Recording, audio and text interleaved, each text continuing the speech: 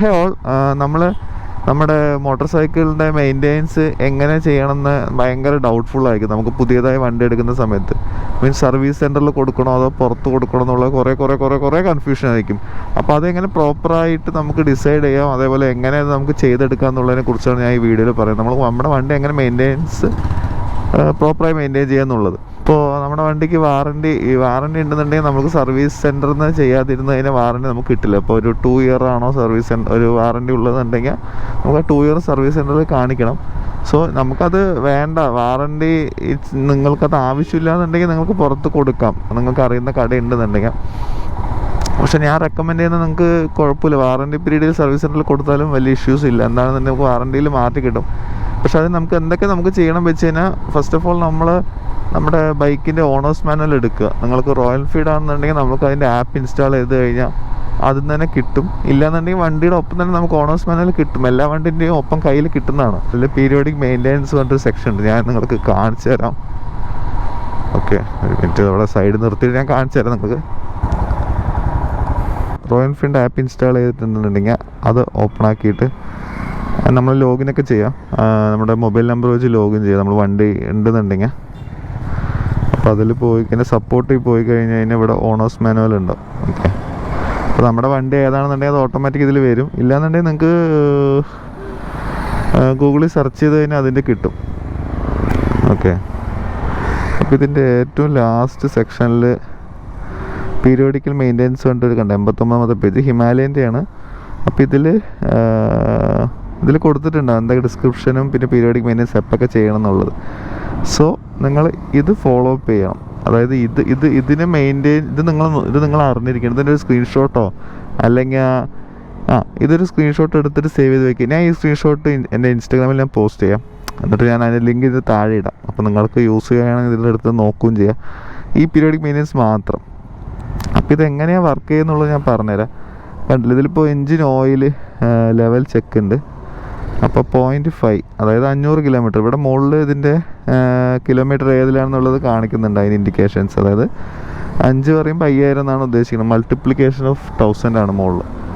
Okay, അപ്പോൾ ഇതിൽ ഇപ്പോൾ ഫസ്റ്റ് സർവീസ് നമ്മൾ റീപ്ലേസ്മെൻ്റ് ആണ് 6 പറഞ്ഞാൽ, I പറയുമ്പോൾ ഇൻസ്പെക്ട്, പിന്നെ 3ാമത്തെ സർവീസിൽ അങ്ങനെ 6 പറയുമ്പോൾ റീപ്ലേസ്മെൻറ്റ്, I പറയുമ്പോൾ ഇൻസ്പെക്ട് എന്നുള്ള രീതിക്ക് എല്ലാം അവിടെ കൊടുത്തിട്ടുണ്ട്.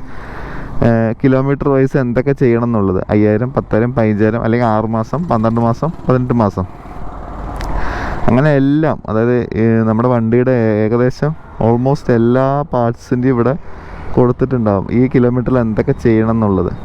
ഓക്കെ, ഞാൻ ഓരോന്ന് ഡീറ്റെയിൽ ആയിട്ട് പറയുന്നില്ല. ഇപ്പോൾ ഒരു സിമ്പിളായി പറയുന്നത് ഫോർക്ക് ഓയിൽ നമ്മൾ കണ്ട 20,000-ലാണ് മാറ്റേണ്ടത്, അല്ലെങ്കിൽ 24 മാസം, അതായത് 2 വർഷത്തിലാണ് മാറ്റേണ്ടത്. ഓക്കെ, 2 വർഷം വണ്ടി ഓടിയില്ല എന്നുണ്ടെങ്കിലും ഫോർക്ക് ഓയിൽ മാറ്റണം. അല്ലെങ്കിൽ 20,000 കിലോമീറ്റർ ക്ലോക്ക് ചെയ്തിട്ടുണ്ടെങ്കിൽ നമുക്ക് മാറ്റാം. ഒരു നോർമൽ കണ്ടീഷനിൽ ഓടുന്ന വണ്ടി കേട്ടോ, ഹൈ നമ്മളിതിൽ പറയുന്നതല്ല. അപ്പോൾ കണ്ടില്ലേ, ബ്രേക്ക് പാഡ് എല്ലാം ഇൻസ്പെക്ട് ചെയ്യണം, എല്ലാ സർവീസ് സെൻറ്ററിലും അങ്ങനെ എല്ലാത്തിൻ്റെയും കൊടുത്തിട്ടുണ്ട്. പിന്നെ ഞാനൊരു ഫോർക്ക് ഓയിൽ എന്നുള്ള എക്സാമ്പിളായിട്ട് പറഞ്ഞാണ്, വണ്ടി ഓടിച്ചിട്ട് പറയാം.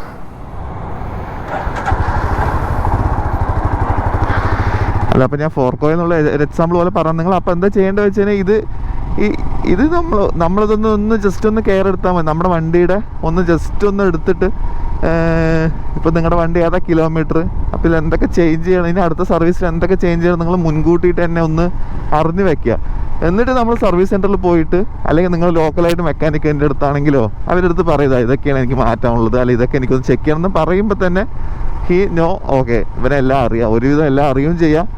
പിന്നെ നമുക്കൊരു ക്വസ്റ്റ്യനും ചെയ്യാം, നമുക്ക് എന്തൊക്കെ ചെയ്തു എന്നില്ല, അതേപോലെയുള്ളതൊക്കെ നമുക്ക് ചോദിക്കുകയും ചെയ്യാം.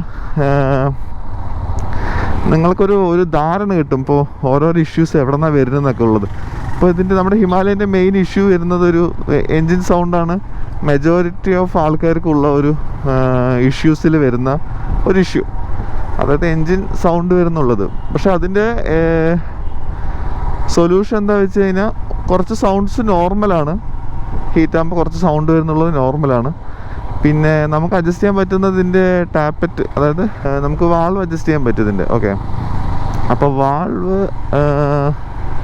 വാൾവ് എവരി 5000 കിലോമീറ്റർ, അതായത് എല്ലാ സർവീസിന് പോകുമ്പോഴും ഇത് ചെക്ക് ചെയ്യണം എന്നാണ് റൂള്. മീൻസ് അവർക്കത് ചെക്ക് ചെയ്ത് അഡ്ജസ്റ്റ് ചെയ്യണം. അതായത് ഇൻസ്പെക്ട് ചെയ്തിട്ട് ഉണ്ടെന്നുണ്ടെങ്കിൽ അത് റെക്ടിഫൈ ചെയ്യണം എന്നാണ്. പക്ഷേ ഇവരത് ചെയ്യില്ല. അപ്പോൾ നമ്മളെന്താ പറഞ്ഞ് ചെയ്യിപ്പിക്കേണ്ടി വരും. അതേപോലെ നിങ്ങളിപ്പോൾ സ്പാർക്ക് പ്ലഗ് എവരി ഒരു 15,000 കിലോമീറ്ററിൽ മാറ്റണം എന്നാണ് നമ്മുടെ ഇതിലുള്ളത്. അതൊക്കെയാണ് ഇതിൻ്റെ സർവീസിന് പോകുമ്പോൾ നമ്മൾ നോക്കേണ്ട കാര്യങ്ങൾ. അപ്പോൾ നിങ്ങൾ മെയിനായിട്ട് അപ്പോൾ ഈ കാര്യങ്ങളൊക്കെ ചെക്ക് ചെയ്തിട്ട് നിങ്ങളുടെ വണ്ടിയിൽ അപ്പോൾ എന്തൊക്കെ റീപ്ലേസ് ചെയ്യണം, എന്തൊക്കെ റീപ്ലേസ് ചെയ്യാനില്ല എന്നുള്ളത് നിങ്ങൾ ഇതൊക്കെ നോക്കിയിട്ട് ഐഡൻറ്റിഫൈ ചെയ്യുക. ജസ്റ്റ് കൊണ്ടുപോയിട്ട് അവരുടെ അടുത്ത് കൊടുക്കുക, ഇങ്ങനെയൊക്കെ പറയാം. അപ്പോൾ നിങ്ങൾക്കൊരു ഐഡിയ കിട്ടും എന്തൊക്കെ മാറ്റണ്ട എന്നുള്ള രീതിക്ക്. അപ്പോൾ ഹിമാലയൻ്റെ കേസിൽ ഇങ്ങനെയൊക്കെയാണ് കുറേ കാര്യങ്ങൾ. എല്ലാ ബൈക്കിനും ഇതേപോലെ റീപ്ലേസ്മെൻറ്റും ചെക്കിംഗ് ഒക്കെ ഉണ്ടാവും. അപ്പോൾ അതിൽ നോക്കിയാൽ നിങ്ങൾക്ക് തന്നെ ഒരു ഐഡിയ കിട്ടും. അപ്പോൾ ഞാൻ ഇതാണ് ഷോർട്ടായിട്ട് പറയുന്നത്. നിങ്ങളപ്പോൾ സർവീസിന് കൊടുക്കുകയാണെന്നുണ്ടെങ്കിലും പുറത്ത് കൊടുക്കുകയാണെന്നുണ്ടെങ്കിലും നിങ്ങൾ ഇതൊക്കെ ഒന്ന് ചെക്ക് ചെയ്യുക. നിങ്ങൾ ചെയ്യുകയാണെന്നുണ്ടെങ്കിൽ ഇതൊക്കെ അപ്പോൾ നിങ്ങൾക്ക് അറിയണം നല്ലത് തന്നെയാണല്ലോ.